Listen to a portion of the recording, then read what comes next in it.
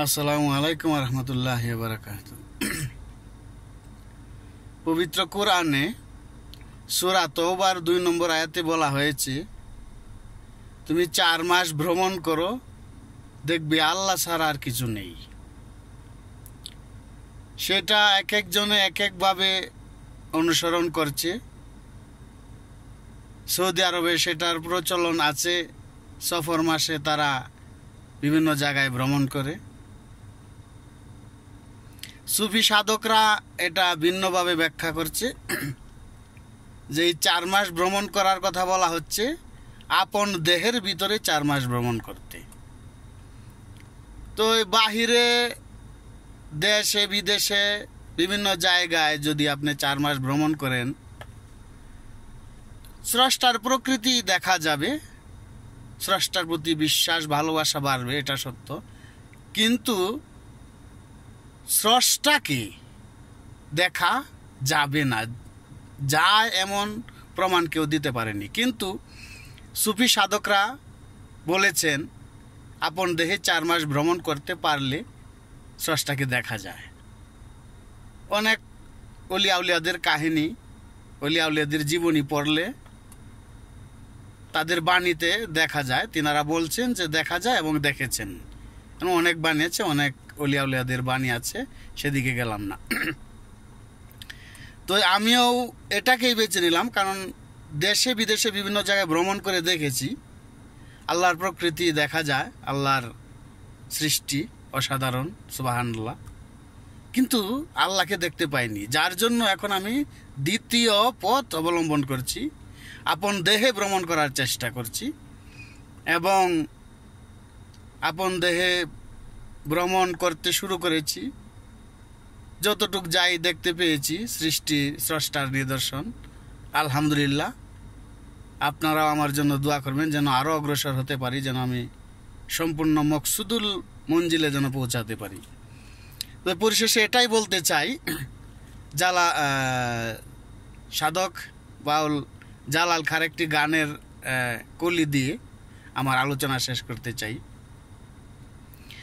পীর সুরতে চাহিলে এশকেতে মজিলে, সেই সুরত বদলে হবে নবীর গঠন। এটা সুর দিই একটু।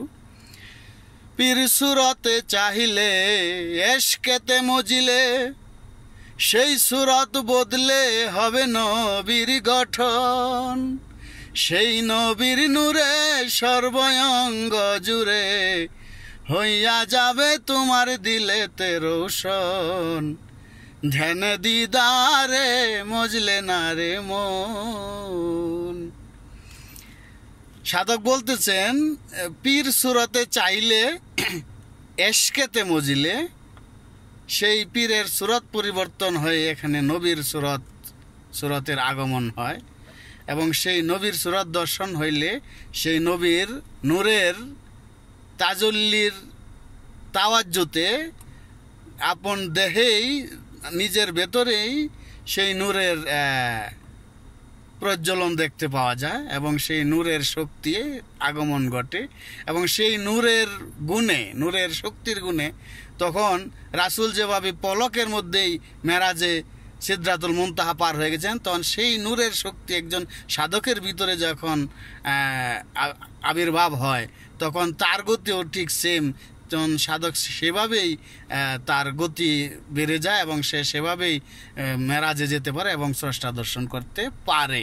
আমি যতটুকু বুঝতে পেরেছি এবং দেখতে পেয়েছি সেইখান থেকে বলতে পারি এটা নিশ্চয়ই অবশ্যই সম্ভব। একটা পুকুরে যদি আপনি জাল ফেলেন 3-4 বার, যে 4 মাস ভ্রমণের কথা বলা, এটাকে এভাবেই যদি বলি আমি, একটা পুকুরে যদি 4 বার 3 বার আপনি জাল ফেলেন, পুকুরে মাছ ধরতে পারলেন বা নাই পারলেন, কিন্তু পুকুরে মাছ আছে কি না এটা তো অন্তত পক্ষে বোঝা যায়।